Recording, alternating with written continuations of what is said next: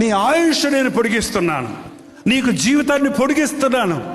నీ కొరకు నాకు ఇంకా ప్రణాళికలు ఉన్నాయి. నిన్ను సజీవ సాక్షిగా నేను కాపాడాలని ఆశపడుతున్నాను. చచ్చిపోయిన వాళ్ళ సాక్ష్యాలు పనికిరావండి. నువ్వు సజీవుడిగా ఉండి నువ్వు నీ చుట్టూ వారికి, నీ ఇంటి వారికి, నీ సొంత వారికి నువ్వు సాక్షిగా ఉండాలని నీకు ఆయుష్ పొడిగిస్తున్నాను. నీకు ఆయుష్ ఇచ్చింది నీ ఇష్టానుసారంగా బ్రతకడానికి కాదు. నీకు ఆయుష్ ఇచ్చింది నీవు సాక్షిగా జీవించడానికి, ఆయన నామం కొరకు జీవించడానికి, నువ్వు మారుమనసు పొందడానికి, నువ్వు పశ్చాత్తాప పొందడానికి, నీ నరకానికి పోకుండా పరలోక రాజ్యానికి పోయినట్లుగా మరొక అవకాశాన్ని దేవుడు ఇస్తున్నాడు. ఈ అవకాశాన్ని ఉపయోగించుకోకుండా ఎంతమంది ఈ రోజున దేవుని కోపానికి గురవుతున్నారు.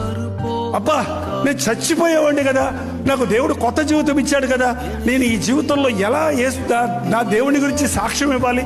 ఇన్ని అద్భుతాలు జరిగించాడే. జాగ్రత్త అండి, జాగ్రత్త. దేవుడు దీవించడానికి నువ్వు ఏం చేశావన్నది ముఖ్యమే కాదు. దేవుడు హేతువు లేకుండానే మనల్ని ఆశీర్వదిస్తున్నాడు. ఆయన మనల్ని ఆశీర్వదించినప్పుడు ఆ విషయమే మనం కృతజ్ఞత కలిగి ఉండాలి. ఆయన మన ఆయుష్ పెంచినప్పుడు కొసరుగా ఇచ్చిన ఆయుష్ని మరింత శ్రేష్టంగా మనం ఉపయోగించాలి. ఏనాడో చనిపోవలసిన మనల్ని, ఏనాడో రోగాలతో కుళ్ళిపోవలసిన మనల్ని, ఏ రోజో దేవునికి విడిచి భ్రష్టులైపోయిన స్థితిలో ఉన్న మనల్ని పట్టుకొని రక్షించాడంటే ఆయన చిత్తం ఒకటి ఉంది, ఆయన ప్రణాళిక ఒకటి ఉంది. ఆయన సాక్షిగా నీవు ఉండాలని ఆశపడుతున్నాడు.